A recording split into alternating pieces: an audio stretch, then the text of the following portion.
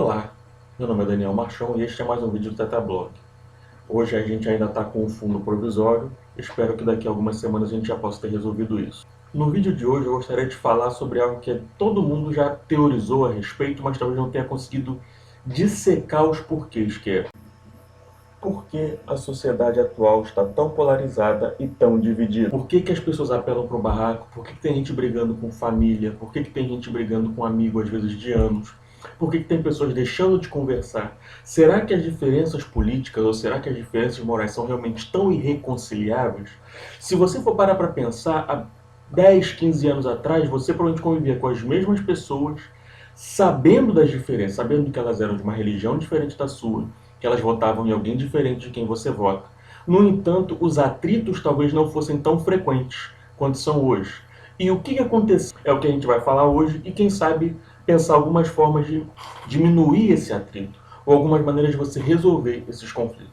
Em vídeos anteriores, a gente já falou sobre alguns pontos que são relevantes sobre a qualidade de um debate. A gente falou sobre a dialética, a gente falou sobre argumentos honestos versus falácias de relevância no vídeo sobre lógica, e a gente também falou de uma estultícia comum, ou seja, um engano, um pensamento errado comum, que é futebol, política e religião não se discutem, também gosto não se discute. Mas como que essas coisas influenciam negativamente a nossa cultura de debate ou a falta de uma cultura de debate que faz com que a gente acabe não conseguindo dialogar de forma construtiva? Primeiramente, as redes sociais e o clima político polarizado tem alguns pontos importantes que é preciso enumerar e entender. Porque mesmo pessoas que conhecem a dialética e sabem debater de forma lógica, às vezes parecem se perder. Parte disso é culpa de um momento político histórico de muita polarização, algo que falaremos em outro vídeo no futuro. Neste vídeo falaremos do segundo ponto, que é a dinâmica das redes sociais. Existem vários fatores nas redes sociais que contribuem para o conflito. Ou você vai dizer que as conversas, inclusive com amigos e familiares, eram tão tensas assim lá nos anos 90, nos anos 2000. A dinâmica das redes sociais levou todo mundo para a arena pública debater temas complexos sem conhecer nem os temas e nem como debater de maneira coerente. Mas entendendo esse processo, nós sabemos o que é possível fazer para evitar os chamados trolls ou haters, que são basicamente... Os trolls é um apelido que foi criado nos Estados Unidos para as pessoas que só entram no debate para perturbar. A pessoa se diverte ofendendo os outros, deixando os outros irritados. Ela nunca teve a boa intenção, a boa fé de participar de um debate construtivo. E o hater seria aquela pessoa, hate vem de ódio, o hater seria um odiador. Alguém que sempre vai odiar, que sempre vai ser do contra, não importa que posição você coloque. Na Grécia Antiga existiu uma praça chamada Ágora, e nessa praça o povo se reunia e debatia as suas questões. É verdade que a democracia grega não era exatamente como a nossa democracia atual, já que ela tinha escravos e mulheres e outros grupos eram excluídos. Na verdade, o que a gente defende é uma visão mais inclusiva do que foi postulado pelos gregos como democracia, sendo que originalmente a democracia grega só incluía homens em idade militar, que eram basicamente consideradas as únicas opiniões que importavam. Só vai definir o que vai ser feito pela cidade, quem vai lutar para defendê-la se necessário. Era essa a lógica, mais ou menos. Mas na Ágora, todos poderiam falar, ou na verdade cada um dos homens em idade militar. E cada um tinha a sua vez. Enfim, era um debate amplo, mas organizado e com o intuito de ser construtivo. É verdade que havia rivalidades entre grupos políticos e até na forma de pensar de grupos como filósofos e sofistas, que a gente comenta em outro vídeo que eu vou botar o card. Mas o debate era possível e multilateral. Durante o século XX, nos desacostumamos com esse tipo de debate. Primeiro que ao longo dos séculos as nações se tornaram maiores e mais complexas, sem contar que em muitos desses séculos não houve democracia. Quando renascem as democracias modernas, surge junto com a imprensa. Grandes repúblicas que eram grandes reinos não poderiam reunir todo mundo numa praça para discutir como acontecia numa cidade-estado. Haviam primeiro nobres ou soberanos, e quando o direito de participar deixou de ser de nascimento ou limitado aos nobres, era necessário que o povo tivesse voz, mas era impossível reunir toda a França numa praça para discutir como uma cidade-estado grega. Surgem aí alguns conceitos. O primeiro é o conceito da democracia representativa. O debate seria realizado num congresso ou senado por representantes eleitos. Então, você teria como se fossem milhares de ágoras, essas praças onde havia o debate. Agora eram os espaços onde grupos se organizavam para erigir suas lideranças e representantes, sindicatos, igrejas, associações de comércio, etc. Se você for, por exemplo, participar de uma reunião de sindicato, é muito parecido com a ideia da Ágora. Vai todo mundo que trabalha naquela fábrica, todo mundo pode levantar a mão e pedir. O pessoal chega a uma agenda de consenso, que alguns líderes organizam, tem uma ata da reunião. E dali vai provavelmente sair um conjunto de ideias que provavelmente algum candidato a deputado ou candidato a vereador vai abraçar. E quem vai representar aquela ágora, que foi aquele sindicato, aquela igreja, aquela associação do comércio, é quem vai colocar todas essas pautas representando aquele grupo no Congresso Federal, na Câmara Estadual, na Câmara dos Vereadores e por aí vai. Um segundo fator, além da democracia representativa, é que a democracia moderna surge num mundo onde já existe imprensa. A imprensa passa a fazer o papel de oferecer informações aos confins dos impérios, países e colônias. A maior parte dos primeiros grandes jornais, eles eram jornais das capitais. Então, basicamente, aquilo que era decidido pelo rei ou pela rainha, isso ainda no tempo do mercantilismo, no início da imprensa, antes das democracias modernas, e atualmente pelas repúblicas, etc., acabava irradiando para todo o país. Então você morava lá no Amapá, mas você via pelo jornal o que foi discutido no Rio de Janeiro, o que foi discutido em Brasília a posteriori. A imprensa passava a fazer um papel que era de mediador, daí o nome mídia, que é meio. E quase toda a vivência democrática ou não dependia do que saía na imprensa, que funcionava como um filtro e, não obstante, era por vezes chamada de quarto poder. Inclusive, era por isso que os regimes ditatoriais tinham uma preocupação tão grande em censurar a imprensa. Porque se você controlasse a imprensa, você controlava a informação que as pessoas teriam acesso. Nós nascemos já no mundo acostumado com essa relação, até porque essa relação ela já vem desde o meio do século XIX, na verdade até antes, se você for pensar nos períodos antes das democracias. A mídia filtrava tudo o que ocorria e por vezes abusava desse poder, mas era menos comum ver absurdos ditos em rede nacional ou ideias muito contrárias à opinião comum, porque existia esse filtro. Inclusive existia um termo no estudo de comunicação chamado gatekeeper, que vem do inglês, que seria o guardião do portão. É como se você estivesse vendo um filtro, um funil. A informação ela sai daqui, são os eventos, e o público está aqui. Mas nesse filtro você vai controlar o que vai passar. Então certas coisas a população pode nunca ficar sabendo ou podem nunca sair daquele nicho ou espaço onde aconteceu. É comum se criar muitas lendas urbanas porque, o que aconteceu não foi bem isso, na verdade a polícia chegou dando porrada e tal. O que acaba acontecendo é, você tem testemunhas oculares, não são necessariamente essas testemunhas oculares que vão falar a versão oficial e a versão oficial que passa pela imprensa para todo mundo. De novo, por isso que você tinha tantas ditaduras preocupadas em controlar e censurar a imprensa. E nós nascemos no mundo acostumado com a ideia do gatekeeper porque não só você poderia ter a censura, mas mesmo quando você tinha imprensa livre e diferentes veículos de comunicação, você tinha profissionais fazendo esse tráfego de informação. A coisa saía da boca da testemunha, da polícia, do transeunte, da pessoa comum. O repórter pegava aquilo e redigia de uma maneira bonitinha, organizada. Às vezes ele podava algumas coisas, censurava alguns palavrões e tal, e aí jogava isso para o público. Então o que a gente tinha acesso como informação era uma versão muito mais edulcorada, muito mais bem acabada do que a gente teria no dia a dia. Você poderia sentar num botequim e ouvir as pessoas falando palavrão, defendendo teoria da conspiração e falando um monte de absurdos, mas isso não tinha um alcance amplo. As redes sociais reintroduziram o conceito de ágora, uma maneira mais similar à da Grécia Antiga, com a participação de todos, sem filtro, e a possibilidade de ideias muito absurdas ganharem muita projeção e dando relevância às pessoas anônimas. Qualquer pessoa com 10 seguidores no Twitter pode fazer um tweet popular e ser compartilhado milhares de vezes. Isso também coloca pessoas comuns com problemas de pessoas públicas, como estar sujeito a processo ou ameaças, sem ter a menor estrutura para lidar com isso, por não ser efetivamente uma pessoa pública, rica, ter bons advogados ou orientação midiática. Então, ideias que são muito superficiais, ideias de pessoas amadoras, ideias de pessoas que não estão aptas a falar com o público, às vezes se popularizam, porque um monte de gente que é público como ela, que tem as mesmas dúvidas que ela, ou a mesma baixa instrução que ela, pode acabar se identificando.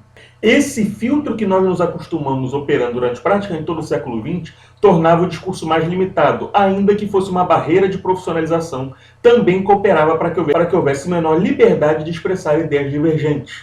E dava poder excessivo à mídia. Hoje podemos falar que houve uma democratização, a projeção nos meios de comunicação, mas um efeito colateral disso é que muitas pessoas não têm ideia do que estão falando e palpiteiros por vezes têm maior visibilidade do que especialistas. Por um lado, é um processo positivo que as pessoas tenham voz e sejam menos dependentes de representantes eleitos.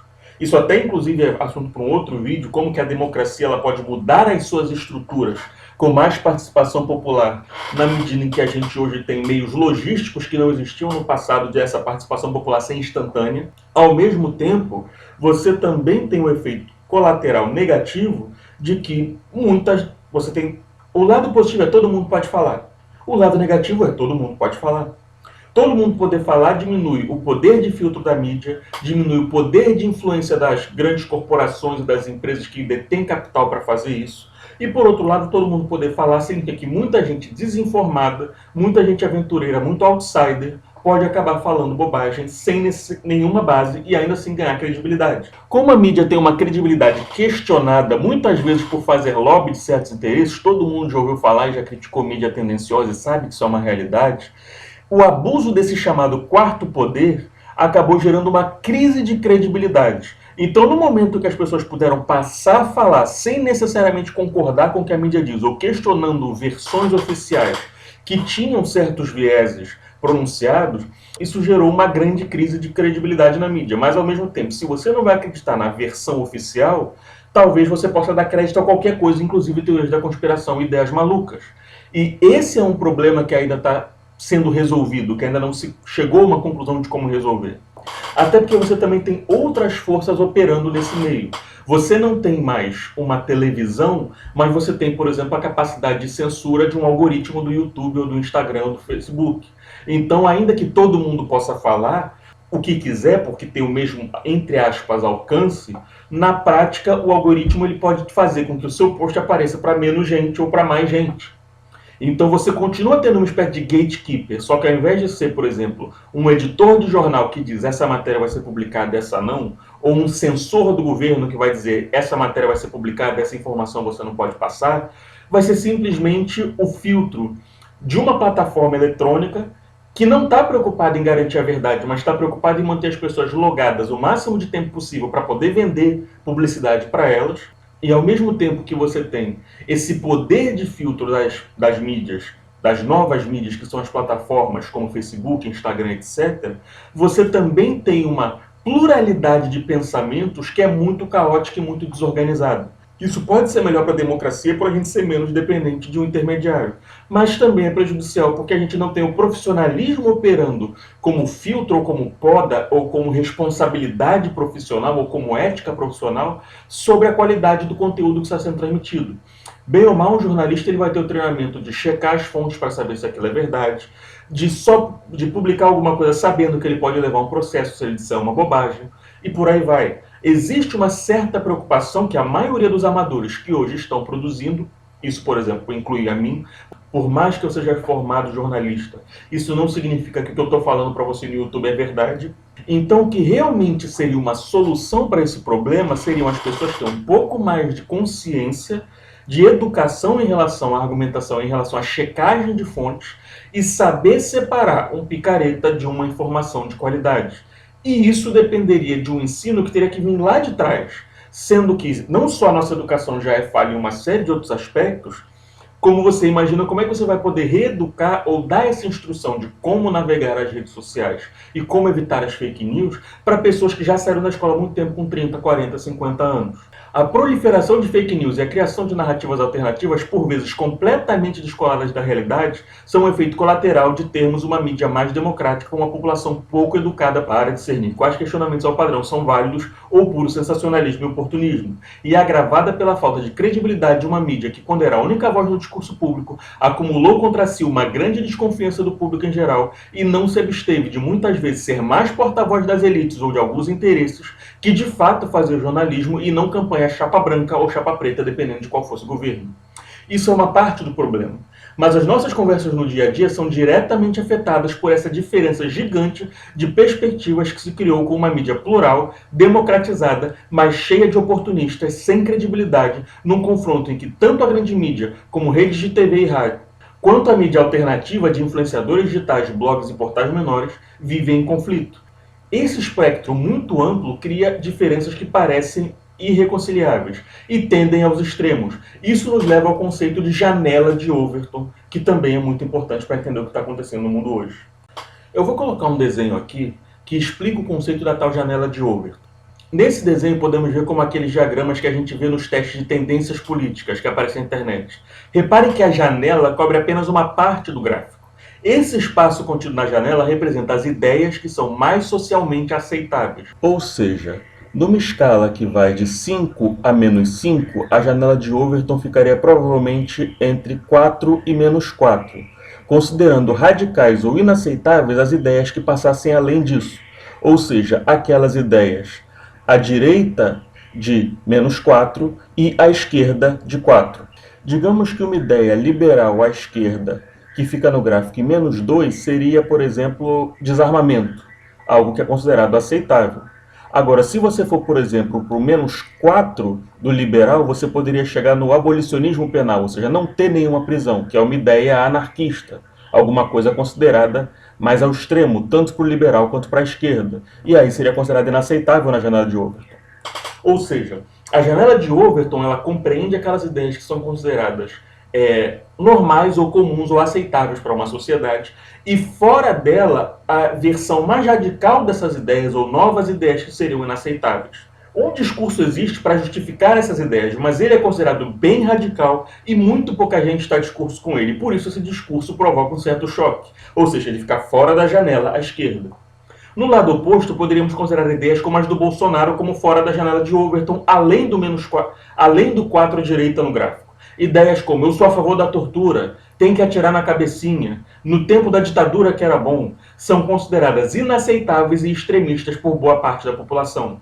Ideias como instituir a pena de morte ou reduzir a maioridade penal seriam ideias próximas aqui do -3 a -5, já que elas estão no limite do aceitável, mas ainda provocam um escândalo em muita gente. Aí, onde é que isso entra na questão das redes sociais, da gente ter muitas fontes divergentes? Uma coisa que agrava esse choque é que a janela de Overton ela não é estática. Digamos, por exemplo, que para uma pessoa conservadora, aquilo que ela considere admissível fique um frame mais à direita e coletivista, como naqueles testes de discurso político. E para ela é admissível falar em pena de morte e talvez até mais, ou defender privatizar os Correios, Petrobras, tudo fora saúde e educação e defender Estado mínimo. Para essa pessoa, ainda está bem fora da esfera dela o retorno da ditadura, a criação de uma teocracia, mas estão ainda mais distantes dela o comunismo ou ideias de extrema esquerda como abolir prisões e estatizar empresas que foram privatizadas no passado. Paralelamente, para uma pessoa dita progressista, eu não gosto muito desse termo, mas vamos usar porque ele é o mais comum, ela acha inadmissível que maconha ainda não seja legalizada assim. É um absurdo que já deveria ser legalizada há muito tempo. Ela é contra qualquer privatização por ser uma lógica entreguista, neoliberal, burguesa e afins. Essas duas pessoas têm ideias que sequer transitam na mesma esfera. A interseção em assuntos entre elas não apenas concordem ou discordem, mas que elas considerem admissíveis no discurso, são tão distantes que, com frequência, elas vão entrar em conflito como se elas nem estivessem falando a mesma língua. Agora, isso te parece familiar? Isso também envolve outras duas discrepâncias de janela, ou seja, outras duas diferenças entre janelas de uma pessoa e de outra. A primeira é entre a imprensa e a opinião pública. Lembra quando Lula foi reeleito em 2006? A imprensa estava maciçamente contra o PT por causa do caso do Mensalão. Mas mesmo assim ele foi reeleito. Eu lembro de um professor da faculdade que comentou algo assim: na cabeça da imprensa, o povo voltou contra a opinião pública. Porque a opinião pública é a opinião do povo. No entanto, como você ainda não tinha as redes sociais, e claro, como o povo é plural, não existe uma opinião pública homogênea, mas segmentos dentro da população, divididos por sexo, classe social, nível de escolaridade, etc. Mas ainda assim existe uma certa coesão do todo em alguns pontos de interseção, ou discursos que são comuns, e assuntos que pautam o debate. Esse conjunto de ideias admissíveis forma a janela de Overton. Porém, como observou meu professor, a janela da imprensa, na qual era inadmissível votar de novo no PT, era bem diferente da janela do povão. Ou seja, a verdadeira opinião pública, que era a opinião do povo, era bem diferente da opinião dominante na mídia, que é basicamente uma resultante das posições da classe jornalística e artística, com posições dos donos de jornais e dos principais patrocinadores. Ou seja, a opinião da mídia ela é significativamente mais elitista do que a posição média da população. Tanto porque, bem ou mal, a classe artística e a classe jornalística são classes sociais mais próximas da elite, quanto porque elas trabalham para os donos dos meios de comunicação, que são efetivamente uma elite financeira. Então a tal opinião pública era mais uma opinião da classe social e categorias profissionais que têm mais espaço na mídia. E essa capacidade de criar uma narrativa como falsa opinião pública, ou chamar de opinião pública algo que está estampado em todos os jornais, mas que boa parte do povo discorda, foi chamada pelo semiólogo Noam Chomsky de consenso manufaturado. Chomsky criou esse conceito quando ele falou da relação da imprensa com a opinião pública após os ataques de 11 de setembro. E como a mídia fabricou, daí o termo manufaturado, algo fabricado, um discurso de consenso. Todo americano estava indignado com 11 de setembro, mas nem todo americano era a favor da guerra do Iraque. Então a mídia e vários intelectuais meio que costuraram uma série de justificativas para tentar convencer a população de que a guerra do Iraque e a guerra do Afeganistão eram necessárias. O Iraque teria armas de destruição em massa, poderia acontecer um novo 11 de setembro, era uma obrigação moral acabar com o Talibã e por aí vai. Então, a mídia ela acabou reproduzindo essas narrativas que foram em parte empurradas pelo governo, em parte patrocinada por empresas que tinham interesse na guerra, como empresas petrolíferas, empresas fabricantes de armas, e que influenciaram tanto a imprensa quanto o meio acadêmico, que recebe muito dinheiro nos Estados Unidos, desses lobbies, porque as universidades dos Estados Unidos são quase todas privadas, então boa parte da pesquisa e das bolsas de pesquisa dadas nas universidades americanas são direcionadas pelas empresas que dizem: eu quero que você pesquise isso, porque é isso que vai gerar um produto que eu vou vender. Então, a imprensa manufaturou um consenso, ela criou uma agenda que era uma narrativa oficial para justificar a guerra, ainda que boa parte da população fosse contrária àquilo. E se tentou empurrar isso. Daí a ideia de um consenso manufaturado, ou uma falsa opinião pública fabricada. A mídia tentou criar uma falsa janela de Overton, funcionando como um filtro, criando um debate nos termos que seriam definidos por acadêmicos ou pessoas influentes, a partir dos lobbies que influenciam as redações. Por volta de 2004 a 2006 nos Estados Unidos, o consenso manufaturado era justificado no conceito da guerra ao terror. No Brasil, se tentou manufaturar o consenso de demonizar o PT por causa do mensalão. E tanto uma coisa quanto outra não exatamente colou. E a população votou de uma maneira bem contrária ao que a mídia defendia. Ocorre que esse tipo de opinião média ou mais comum na imprensa e a opinião do povo diverge com frequência. E isso compromete a credibilidade da imprensa. No momento em que a imprensa já tinha sua credibilidade desgastada por tentar manufaturar consensos contrários à opinião pública, e as pessoas passaram a poder, através das redes sociais, projetar as ideias que elas bem entendessem, um monte de gente começou a falar: eu não vou ver o Jornal Nacional, eu vou ler o blog tal. A imprensa, de certa forma, ela tem uma contribuição significativa nesse caos de desinformação que a gente vive, porque quando a imprensa fala que é neutra sem ser, ou quando a imprensa fala que vai lutar contra as fake news, quando muita coisa que ela propaga é questionável, o povo se sente enganado. Por que eu vou confiar num checador de fatos que na verdade é tendencioso? Então, a mídia ela nunca fez a autocrítica de por que ela perdeu credibilidade para recuperar essa credibilidade. E ela nunca fez a autocrítica de o quão é tendencioso tal e tal veículo, ou chapa branca ou chapa preta, ou mais à esquerda ou mais à direita, para entender que a população percebe isso e que, portanto, se eles querem ter credibilidade, eles precisam, no mínimo, ser menos tendenciosos ou dar mais oportunidade para vozes divergentes para que o público não se sinta enganado. Se você está assistindo uma coisa que é 100% tendenciosa e fica óbvio, você sabe que eles estão mentindo para você, então você vai procurar informação verdadeira em outro lugar. Portanto, é necessário que a mídia faça essa autocrítica para que a população recupere essa credibilidade. E você tem uma série de outros debates sobre como combater fake news ou a quem cabe isso. Você tem um debate sobre censura, sobre liberdade de expressão, você tem a questão do gatekeeper na forma das mídias sociais que muitas vezes censuram certos conteúdos. Você já teve a tentativa de passar uma lei contra fake news no Brasil, que vários influenciadores foram contra porque ela foi mal redigida, porque aquele negócio, censura é um assunto complicado, eu vou falar isso num outro vídeo sobre liberdade de expressão. Mas a ideia de tentar controlar uma mídia é mais ou menos assim. A gente fica tão desesperado de deixar todo mundo falar e ver muita gente falando besteira, que a gente quase quer que volte até aquele filtro que só permite que passe o que é autorizado. Mas quem é que vai controlar esse filtro? E a quem você vai querer dar esse poder? Então, repare que existe um verdadeiro choque do consenso manufaturado com a realidade do bar da esquina ou da conversa que você vai ter com seu porteiro ou com o motorista do ônibus. A janela da imprensa, a maconha já deveria ter sido legalizada, a Petrobras já deveria ter sido privatizada, certas frases e expressões machistas já deveriam ter sido banidas do nosso vocabulário, entre outras coisas. Na janela do povão, voltar à ditadura não seria tão ruim porque na época não tinha essa bandidagem nem tanta corrupção, bandido bom é bandido morto. E certas piadas são consideradas inocentes sem que haja preocupação politicamente correta se são machistas ou homofóbicas. Existe uma diferença muito grande entre a opinião de elite da imprensa e a opinião do povão, que é classe C, D e E em geral, mas também existe uma certa diferença da opinião majoritária da imprensa, que é liberal, que não é nem exatamente de esquerda nem de direita, mas seria de direita liberal, sendo que quem defende a maior parte das agendas progressistas no Brasil é a esquerda, e a posição do povão, que é muito mais conservadora, mas que ao mesmo tempo é mais trabalhista, não é pelas privatizações, não é contra o Estado, pelo contrário, o povo é muito favorável a ideias populistas e assistencialismo, ao mesmo tempo é muito conservador. E boa parte da nossa imprensa ela importou esse assunto para um outro vídeo que eu vou falar sobre direita e esquerda, uma visão dos Estados Unidos, que é de onde vem toda essa questão de guerra cultural, em que a direita ela é muito conservadora nos costumes e muito liberal na economia. E a esquerda, ao contrário, ela é muito a favor do Estado operar na economia, mas ela é muito liberal nos costumes.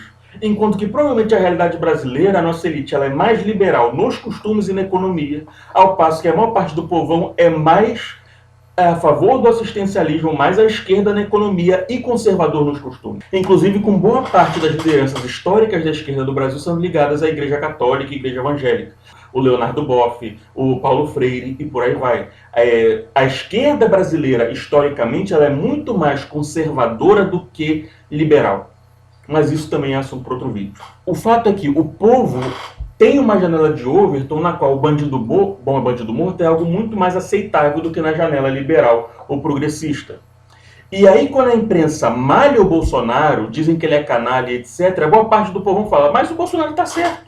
E se identifica com ele e xinga o Jornal Nacional. O mesmo ocorre às avessas. Quando a imprensa valoriza ideias e propostas que na sua janela são consideradas aceitáveis, como o Queer Museu ou o Golden Shower, que são manifestações para quebrar tabus de gênero, boa parte do povão fica indignado. Tipo, que sem vergonhice é essa? A rede esgoto de televisão, a imprensa está tentando empurrar isso e acabar com a família. E isso leva a um choque. Como nós temos múltiplas noções de realidade coexistindo e cada uma tentando forçar a opinião pública, ou o que é ou não aceitável, a sua maneira e censurar ou cancelar aquilo que considera absurdo, imoral, safadeza, politicamente incorreto, retrógrado, machista, etc., muitas vezes as pessoas sequer estão falando a mesma coisa. Minha solução, o meu ponto de vista honesto, seria algo mais ou menos assim: abrir a janela. Tem uma visão mais tolerante, não com absurdos, mas pelo menos não tão estreita, até quem diverge, considerando quem diverge de você inimigo. Convenhamos que, se alguém tem uma janela estreita aqui, ela pode ser uma posição conservadora admissível, mas se vai tratar como comunista todo mundo que estiver no centro, isso é radicalismo. O cara de centro-esquerda ou social-democrata não é comunista.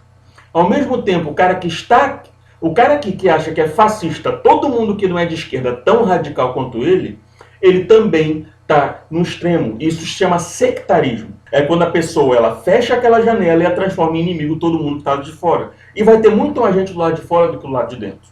Por isso que é sectário, é um setor que você fecha e você transforma em inimigo todo mundo do lado de fora. Então não dá para você querer radicalizar e chamar de comunista todo mundo que não é tão conservador de direita quanto você, porque você tem um monte de esquerdas ao longo da história, inclusive nos países democráticos e países capitalistas. E também não dá para você querer chamar de fascista todo conservador ou toda pessoa com uma moral religiosa, que a gente está num país que 85% da população é cristã, num país capitalista, num país com uma constituição de democracia liberal, então faz parte desse país e da identidade cultural desse povo uma série de ideias que você não vai conseguir banir na marra, chamando de homofóbico, ou de racista, ou de machista, da noite para o dia. E até a ideia de que banir essas ideias seja desejável é uma coisa discutível, já que você pode discutir se algumas coisas no politicamente correto são pertinentes ou se elas são exagero. Por exemplo, é óbvio que você chamar um negro de macaco é racista. Agora, quando alguém diz que a palavra denegrir é uma palavra racista, que significa enegrecer no sentido de tornar negro como algo mal, isso é uma pseudo-etimologia, porque na verdade a palavra ela vem do latim de 2000 anos atrás. Ela existe com esse sentido muito antes de existir escravidão nas Américas. Então você vai ter muitas ideias que você vai querer censurar por associação com algo que você chama negativo, porque estão no limite da janela de Overton, sendo que elas continuam fazendo sim parte de um debate razoável ou fazem parte de uma pluralidade democrática. O problema de você querer dizer alguns discursos são inaceitáveis é você ignorar que democracia é a convivência das diferenças. Então, se você estreita com quais diferenças você quer conviver, na prática você não está querendo conviver com diferença nenhuma. Você só está querendo conviver com o seu grupinho e alejar tudo o resto. E aí a gente volta para o sectarismo. Então, a gente hoje tem múltiplas janelas de Overton convivendo, múltiplas pessoas tentando estreitar o debate público à sua própria janela de Overton e indispostas a abrir essa janela de forma a conceber como admissível parte do debate público e dos espectros políticos representados numa democracia algumas ideias um pouco mais afastadas das suas. Eu diria que para a realidade atual, pós-redes sociais, em que você não tem uma versão manufaturada pela imprensa e que você tem ideias mais radicais sendo visíveis, a gente deveria ter uma janela de Overton que, em vez de do mais 4 ao menos 4, teria que ir do mais 8 ao menos 8, praticamente. Porque, feliz ou infelizmente, pessoas com ideias muito mais radicais estão tendo voz, e ainda que eu considere algumas dessas ideias inaceitáveis ou erradas, ainda assim elas vão fazer parte do debate até que, organicamente, a maioria das pessoas ou todas as pessoas decidam desistir delas. Não é algo que você vai conseguir forçar. Mas isso é assunto para os vídeos sobre liberdade de expressão e cancelamento que vão ficar mais para frente. Como temos múltiplas noções de realidade coexistindo e cada uma tentando forçar a opinião pública à sua maneira e censurar ou cancelar aquilo que considera absurdo e imoral, a janela de Overton, suas diferenças e a guerra cultural são uma das bases dos conflitos que parecem infrutíferos na internet. Bota qualquer chance de ter um debate construtivo. E, de novo, no sectarismo e na polarização, a maioria das pessoas acaba pensando assim sobre a maioria dos assuntos. Então, resumindo, as pessoas debatem sem um referencial que se tornou cada vez mais frágil. O tal bom senso se perdeu na era das fake news e da guerra cultural. Essa sensação de desconfiança é agravada por uma crise de credibilidade das instituições, mídia, governo e academia, que são sempre acusadas de seguir cartilhas ideológicas ao invés de atuar com alguma neutralidade ou sequer honestidade. Cada lado da polarização acusa o outro, mas quase todo lado tem alguns mitos ou narrativas, seja achar que a gente esteja vivendo numa ditadura teocrática ou num regime comunista. A polarização política cria diferentes janelas de Overton ou diferentes noções do que seja bom senso ou aceitável, e a maioria das pessoas sequer está disposta a debater nos mesmos termos. É como se estivessem debatendo em idiomas diferentes. Bem, esse vídeo ficou longo, eu espero que tenham gostado. Não deixe de assistir o vídeo irmão desse, que é com relação à lógica. O vídeo da lógica também ficou longo, então eu vou dividir ele em dois, eu vou fazer outro a posteriori. E eu espero que as pessoas possam refletir sobre isso, mas a princípio algumas regras seriam bem básicas. A gente entrar com respeito, lembrar de ter empatia pela pessoa que está do outro lado, tentar ser apologético ao explicar os nossos motivos, ao invés de partir para o desabafo ou entrar de voadora, e tentar abrir um pouco a nossa própria janela de Overton em relação às ideias que são toleráveis ou não. Se você gostou desse vídeo, achou instrutivo, achou útil, compartilhe. Eu gostaria de agradecer a quem puder contribuir, quem não puder contribuir, o compartilhamento já ajuda. Dê like, se inscreva. Eu já vou agradecer e acho que vai ser útil para quem puder ter esse conhecimento. Deus abençoe vocês e até a próxima.